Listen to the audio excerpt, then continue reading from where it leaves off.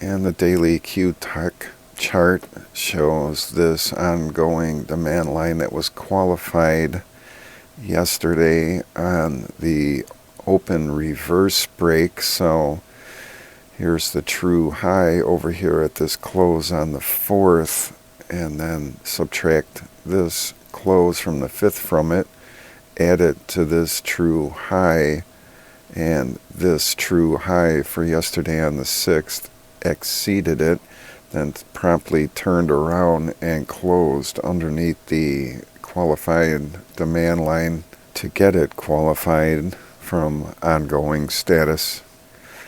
And that's a definite warning shot across the bow of the reversal of fortune for the big fat cap megatechs that could be coming down the pike soon, if not starting now.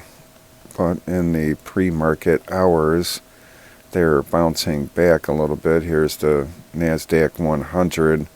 So it's at 0.25%, pretty much above everything today, this morning, pre-market hours.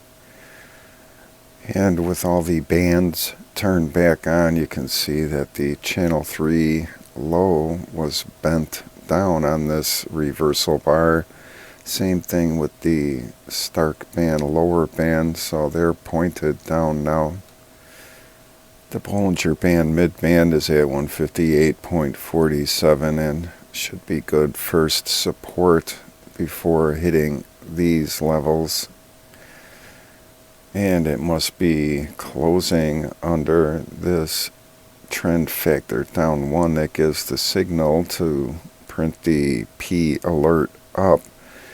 It went under it back here on the 4th, and I noticed it intraday, but then disappeared as it closed back above that level, and now it closed under it and printed the P alert up, which means now that the ATM trigger pressure down has printed up here.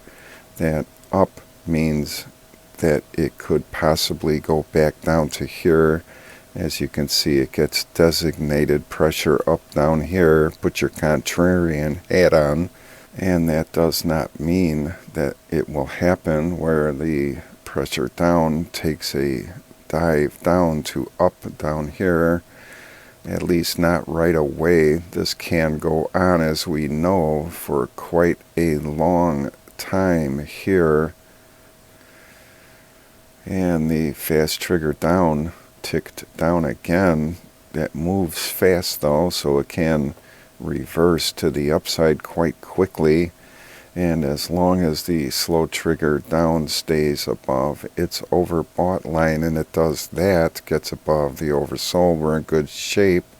If the slow trigger down heads under the overbought and tries to get back down here to meet the fast trigger down, that's pretty big trouble, and means that the pressure down could break to the downside and become pressure up. Other than that, I think it's inevitable that the fast QQE at 65.53 will get under the slow QQE at 64.90 to start the day. And the REI for Qtec daily stalled from going under the oversold negative 40. ROC did go under the overbought line, so it's not the end of the world as long as it stays above the oversold line now. And then REI can get under the oversold negative 40 for 5 days or less, and then head back up within the same time frame above it, then we're in good shape, and that's a buy signal. As long as DM1 does the same as ROC, DM1 can afford to come under the overbought. We'd rather not see it, but if it does, as long as it doesn't go under oversold and this reverses for REI, that's a buy signal. And this 35 simple moving average at 151.19 is above the 50 simple moving average at 149.98, and then the 20 simple moving average is above all of them, so this is still looking really strong here, especially with no indication of the 35 to head down here. I'll turn the baseline off. It's right there also. And you can see it better. It's just a real nice trajectory there. A bit of a gap between the 20 and the 35. Not ideal, but so that means there's plenty of room for the 20 to head down as long as the 35 stays above the 50 and these become closer together. Something like back here, way on the left, you can see the nice spacing between them. That's what you want to see. This was near the end of that still, but it went on for a while. And then had the cross under here. You can see it's a lagging indicator, but still, for the beginning of the run, this is a good indication to have them close together like this. Onto the S&P 500 daily cloud chart has another chance to qualify the relative retracement up magnet for about the 5th time.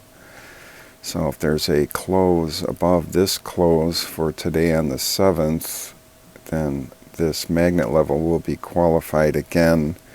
It's going to the well many times here, and it could be once too often soon. To me, it's already once too often that it tried that. It blew 2 confirmation bars back here, and about 3 qualifying bars were missed. So it's really kind of pins and needles for the S&P 500 at this level. A break below it is going to be a strong indication that we're headed down, and should be pretty good support for today on the 7th at the trend factor down 1. And the S&P 500 daily chart with all the bands showing shows the confirmation bar for this ongoing demand line was met yesterday with a tick lower than this bar and a close lower than this close for this bar. So this gave the demand projection at 4530.30, and that's definitely not a line in the sand where you start loading the boat up. So, but it's a good indication to start maybe accumulating a little again. Whatever downdraft there is not going to be that serious. There's just too many trillions of dollars on the sidelines waiting to get in.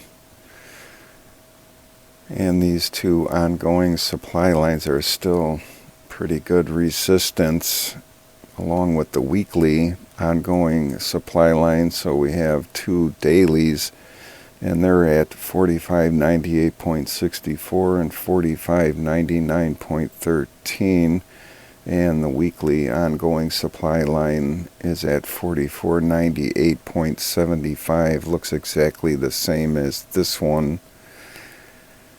And around that 4600 zone is the weekly diamond bottom line 1 at 4601.91, so a lot of resistance around the 4600 area. This is major support down here for the S&P 500 around this lower Stark band, the Bollinger Band mid-band just like Qtec, and the channel 3 low is there too, so really good support. However, if it does break it, then it could be down to the 100 simple moving average, then the 50 simple moving average, the baseline, major support at the sell TDST, and the lower Bollinger Band is making that run up here, so it could make it down to here, but I don't see any harm in trying a little up here and then following it down to here. And back in the Qtec daily cloud chart, we'll be using it for the gauge of when the 13s print. So it's on A combo cell countdown 11 here, and a sequential cell countdown 10. So we'll use this instrument, the Qtec, for the signal when the 13s print for a reversal of fortune to the downside if it happens. Again, if this goes on a run to the downside and prints the 9 setup end count, then these will be negated and we won't be looking to go back up there and complete this sequence. So this better not happen, printing the buy setup 9 end count.